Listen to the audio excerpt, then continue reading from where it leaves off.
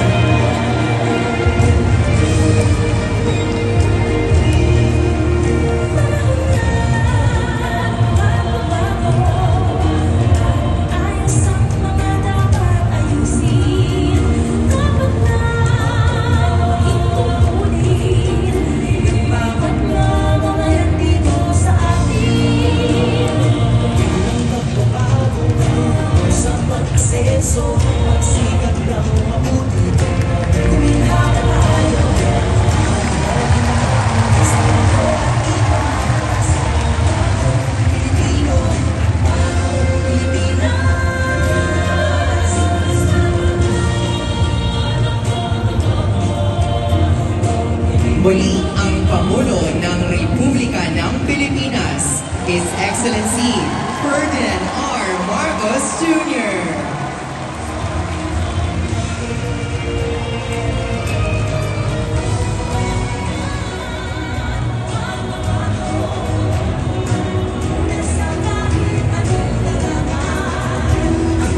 Maaari na po tayong umupo.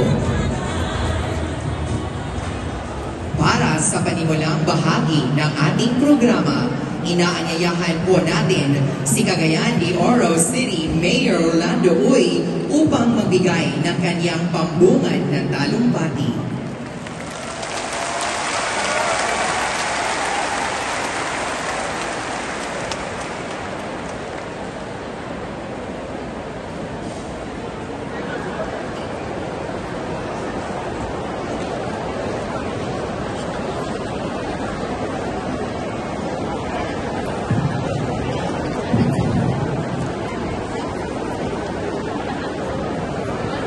His Excellency President Ferdinand Marcos Jr.,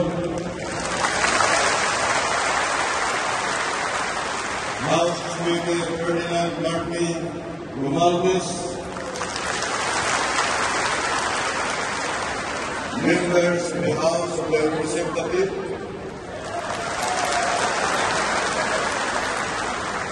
local government units,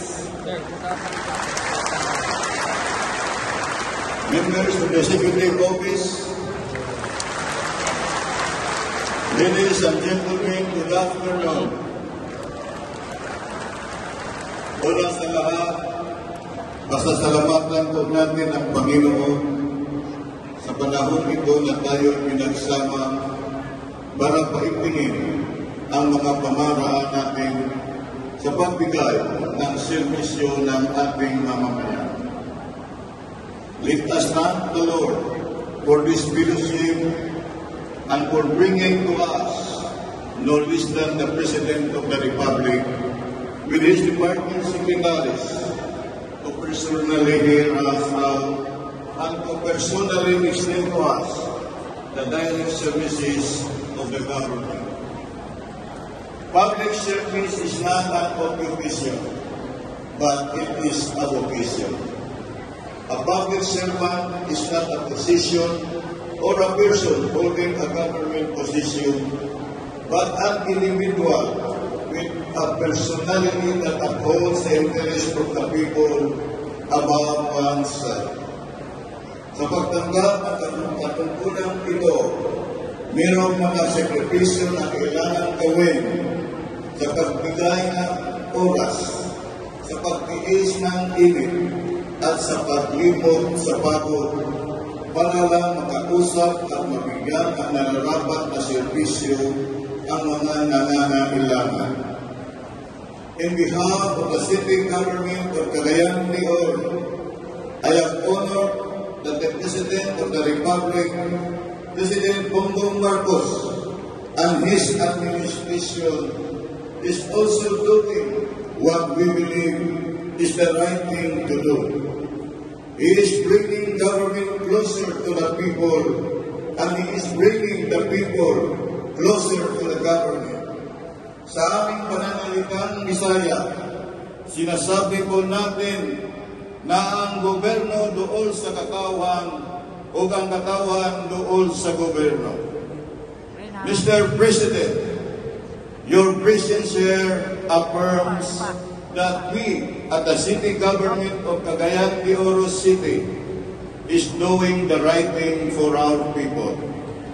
Mr. President, President Bongbong Marcos, sir, and to the rest of your team, we welcome you to the city of Golden Principe.